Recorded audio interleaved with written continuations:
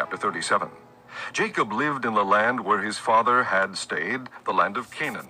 This is the account of Jacob.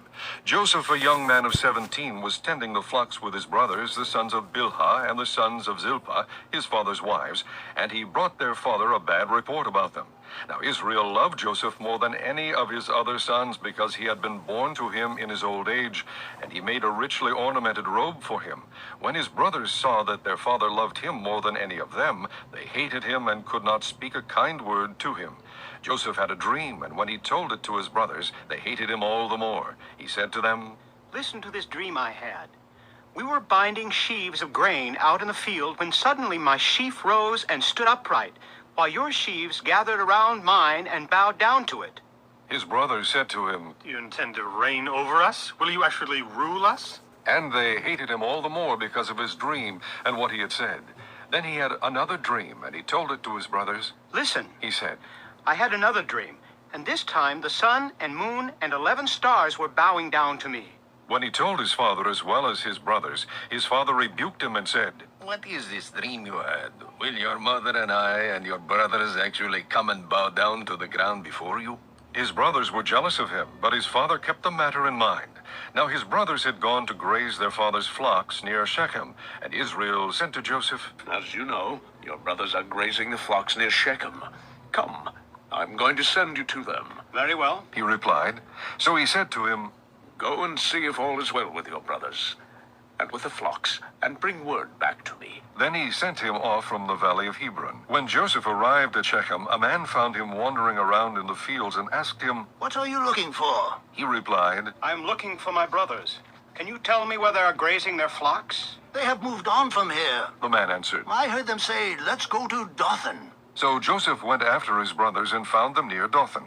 But they saw him in the distance, and before he reached them, they plotted to kill him. "Here comes that dreamer. They said to each other, Come now, let's kill him and throw him into one of these cisterns and say that a ferocious animal devoured him. And then we'll see what comes of his dreams." When Reuben heard this, he tried to rescue him from their hands. "Let's not take his life. He said, Don't shed any blood.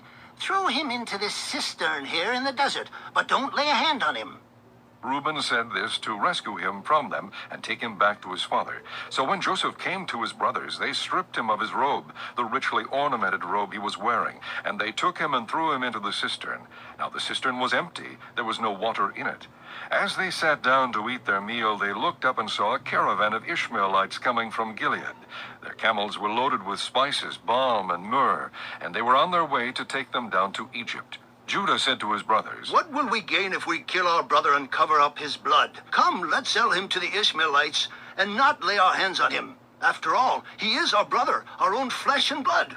His brothers agreed. So when the Midianite merchants came by, his brothers pulled Joseph up out of the cistern and sold him for 20 shekels of silver to the Ishmaelites, who took him to Egypt. When Reuben returned to the cistern and saw that Joseph was not there, he tore his clothes. He went back to his brothers and said, "The boy isn't there. Where can I turn now?" Then they got Joseph's robe, slaughtered a goat, and dipped the robe in the blood. They took the ornamented robe back to their father and said, "We found this. Examine it to see whether it is your son's robe."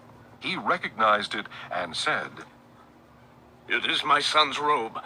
Some ferocious animal has devoured him. Joseph has surely been torn to pieces." Then Jacob tore his clothes, put on sackcloth, and mourned for his son many days. All his sons and daughters came to comfort him, but he refused to be comforted. "No, He said, in mourning will I go down to the grave to my son." So his father wept for him. Meanwhile, the Midianites sold Joseph in Egypt to Potiphar, one of Pharaoh's officials, the captain of the guard.